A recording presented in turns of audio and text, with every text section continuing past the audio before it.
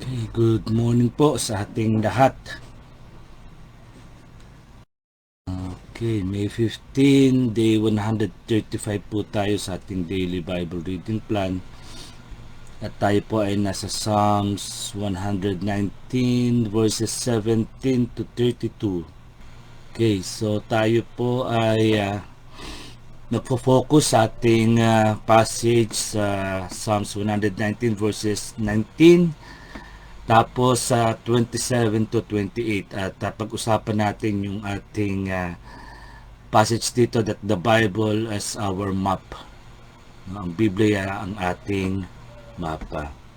So sabi sa Psalms 119 verse 19, 27 and 28, I am a stranger on earth, do not hide your commands from me. Cause me to understand the way of your precepts, that I may meditate on your wonderful deeds. My soul is weary with sorrow, strengthen me according to your word. Sa Tagalog po, ako ay isang dayuhan sa lupain, huwag mong ikubli ang mga utos mo sa akin. Yan po yung verse 19. Verse 27-28, ipaunawa mo sa akin ang daan ng mga panuntunan mo at aking bubulay-bulayin ang kahanga-hanga mong mga gawa. Ang kaluluwa mo'y nalulumbay, ang kaluluwa ko'y nalulumbay sa dalamhati, palakasin mo ako sa iyong salita. So, simple reflection, as God's word is our map. No? Sabi po ng Psalmist sa verse 19, dinidescribe niya ang kanyang sarili na siya raw po ay isang dayuhan dito sa mundo. Isa siyang manlalakbay at isang banyaga na hindi sigurado kung saan ang kanyang pupuntahan o yung tamang daan. At marami nga sa atin nakakaranas ng ganito na yung pakiramdam na hindi natin sigurado kung saan tayo patungo, no, sa ating mga desisyon kung ito ba ay tama at kung paano tayo magpapatuloy. Now, sabi ng Psalmist do sa verse 19, do not hide your commands from me. Na para bang sinasabi niya, Panginoon, hindi ko alam ang direksyon, pero ang salita mo ang magsisilbing mapa ko. No? At ang kagandahan, ang Biblia po ay dapat na ating maging roadmap. Kasi nga po, no, itinuturo nito yung ligtas na ruta o daan, parang Waze, no? Parang Google Map. Mga hadlang o yung mga obstacle na kailangan nating iwasan. Maaring may mga roadworks. At yun nga po ay dadalhin tayo sa ating final destination. At kung tayo ay babaliwalain natin ang mapa at tayo ay parang gumagala lamang, no, lumalakad ng walang patutunguhan sa buhay at nanganganib na mawala sa ating tunay na destination. So later, dito sa verse 27 nga na ating nabasa, ang Biblia ang dapat na maging mapa ng ating daan. Kasi nga po, sabi ron, kailangan niya ng understanding. Kasi, bakit? Para manawaan niya ang daan ayon sa tuntun ng Diyos. In verse 28, ang sabi niya, dahil ang kaluluwa niya ay nalulumbay sa dalamhati. No? Kaya kailangan ng salita ng Diyos. Sabi pa niya, pagod ng kanyang kaluluwa, pero kagandahan nito, alam niya kung saan siya hingi ng lakas. At sabi niya nga sa verse 28, palakasin mo ako ayon sa iyong salita. So mga kapatid, no, kapag ang magulo ang buhay, confusing, kapag tayo ay pagod o nalilito, di tayo pwedeng umasa sa ating pakiramdam, no, doon sa ating feelings, sa mga social media at payo ng mundo o yung crowd. Ang gagawin po natin, buksan natin ating mapa. Ang Biblia ay hindi lamang nagbibigay ng paalala, ito ay nagbibigay din ng direksyon mula sa Diyos. At hindi lang ito nagpapagaan ng loob, ito ay nagpapatatag. Kaya nga po napaka-unique ng Bible, no?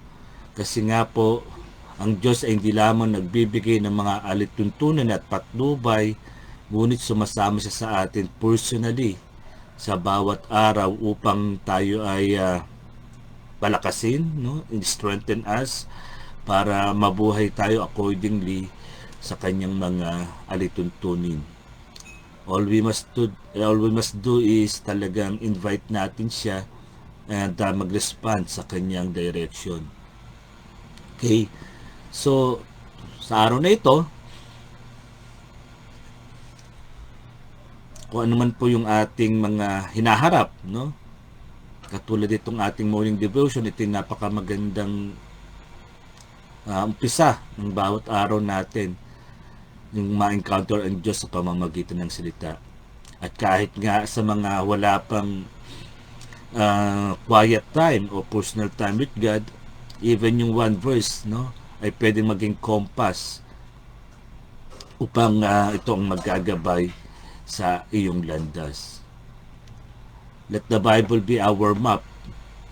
Kasi nga po ito ang palagi nagtuturo pabalik kay Jesus, no? Siyang ating tunay na tahanan at destination. Kaya nga po napakahalaga ng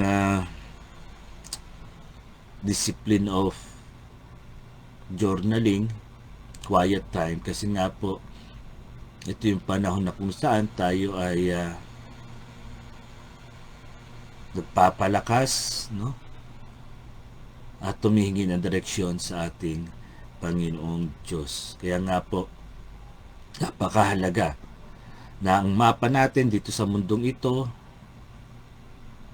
ay ang salita ng Diyos. Salita ng Diyos. So, patuloy tayong magtiwala na gamitin ang mapang ito upang hindi tayo maligaw, upang hindi tayo madaya ng kaaway, at higit sa lahat, ang sabi ng Biblia, the Bible is a lamp unto my feet and a light unto my path. At yun nga, patuloy natin pahalagahan ang salita ng Diyos. Tayo pong lahat ay manalangin. Panginoon, salamat po sa iyong salita na patuloy na gumagabay sa amin. Sa gitna ng pagod at pagkalito, ikaw ang aming lakas at liwanag. Lord, turuan mo kaming magtiwala sa iyo at araw-araw naming sundin ang direksyon na nagbubuhat sa iyo. Samahan mo kami sa buong araw na ito at patuloy, Panginoon, na ang iyong presensya, ang iyong kabutihan at kapatapatan ay sasama sa amin. Maraming salamat, Lord. We love you and thank you for loving us first. Sa pangalan ni Jesus, ang lahat ay magsabi ng Amen and Amen. Muli, mga kapatid, the Bible is our map at gamitin natin to katulad ng Psalmist sa mga panahon na hindi lang tayo nangihina, napapagod, kundi higit sa lahat, maging ating parte ng ating buhay ang salita ng Diyos. Isang mapagpalang umaga po sa ating lahat.